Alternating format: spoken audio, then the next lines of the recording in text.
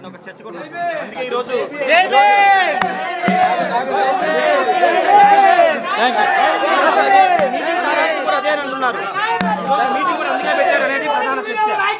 బాబాసాహెబ్ అంబేద్కర్ గారి ఆలోచన విధానాల మేరకు ఎలా నడవాలి అనేటువంటి ఒక సెమినార్ ఒకటి నిర్వహించుకోవడం జరిగింది.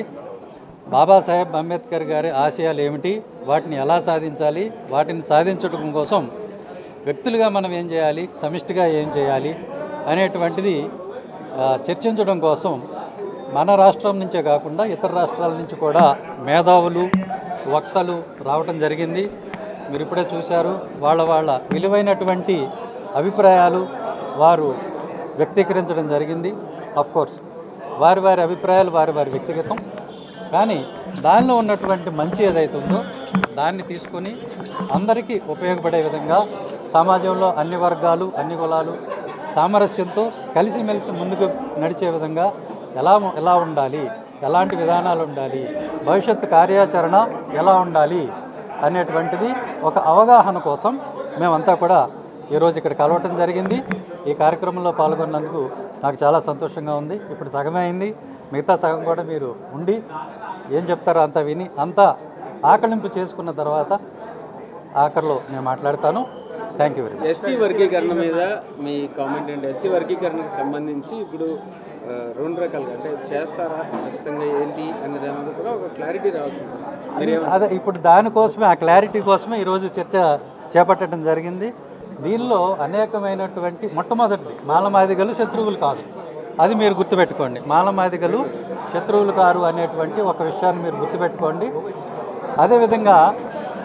అదేవిధంగా వర్గీకరణకి మీరు అనుకూలమా వ్యతిరేకం అంటే ఇది టక్మని చెప్పేసేటువంటి అంశం కాదు. ఇందులో అనేక అంశాలు ముడిపడి ఉన్నాయి. ఆ రోజున సుప్రీంకోర్టు ఇచ్చినటువంటి తీర్పులో కూడా బేలా త్రివేది అనేటువంటి సుప్రీంకోర్టు జడ్జి గారు డిఫర్ చేస్తూ చాలా వ్యాఖ్యలు చేశారు. మీరు ఒకసారి అది చూడండి. నేను ఆవిడ వ్యక్తీకరించిన ప్రతి అభిప్రాయంతో నేను ఏకీభవించడం జరిగింది. ఒకసారి బేలా త్రివేది గారి జడ్జిమెంట్లో ఉన్నటువంటి బేలా త్రివేది గారి పోర్షన్ మీరు తీసుకుంటే ఖచ్చితంగా ఆవిడ ఏమైతే చెప్పారో నేను వాటితో నేను అంగీకరించాను. సో అదే నా అభిప్రాయం. దాన్ని మనం ముందు ఇంకా ఈ డిస్కషన్ అంతా ఒక అవగాహన రావడం కోసం, భవిష్యత్తు కార్యాచరణ ఎలా ఉండాలనేది తెలుసుకోవడం కోసం ఈ కార్యక్రమం జరుగుతూ ఉంది. ఇది అయిన తర్వాతను నేను మళ్ళీ మీతో కలుస్తాను. ఒక స్పష్టత వచ్చిన తర్వాత మళ్ళీ మాట్లాడతాను. Thank you. ఒక కొత్త పార్టీ పెట్టబోతున్నారు. ఆల్రెడీ అంబేద్కర్ ఇండియా మిషన్ ఒక చర్చ కూడా అందుకే ఈ రోజు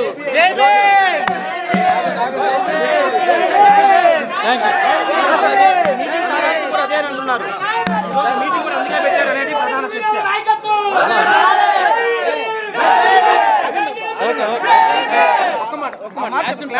అలా అనుకుంటారు. ఉందా సార్ ఆలోచన భవిష్యత్తులో ఏమైనా ఉందా సార్? భవిష్యత్తు నేను ఊహించలేను. ఈ డిపార్ట్మెంట్ తాలూకా అయితే ఏవైతే ఇప్పటిదాకా కేసెస్ అవి ఉన్నాయో వాటి అన్నిటికీ సంబంధించి ప్రస్తుతం ప్రొసీడింగ్స్ ఎట్లా ఉన్నాయి, దాని ఏ పరిస్థితి ఇది సమయం సందర్భంగా వదిలే.